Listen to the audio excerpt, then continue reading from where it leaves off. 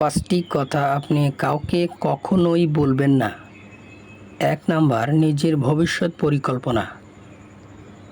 কেউ আপনাকে নিরুৎসাহিত করতে পারে, কেউ আবার হিংসে করে দোয়া না করে বদদোয়া করতে পারে। ২ নাম্বার, নিজের দান বা সৎ কাজ। দান করলে চুপ করে করুন, লোক দেখানোর জন্য নয়। ৩ নাম্বার, পারিবারিক সমস্যা।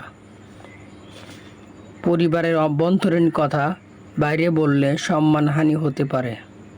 ৪ নাম্বার, নিজের দুর্বলতা ও ভয়। এটি প্রকাশ করলে আপনাকে অনেক সময় বিপদে পড়তে হতে পারে। ৫ নাম্বার, উপার্জনের কথা। কাউকে উপার্জনের কথা বলবেন না। এতে আপনার অনেক বদদোয়া এবং খারাপই লাগতে পারে।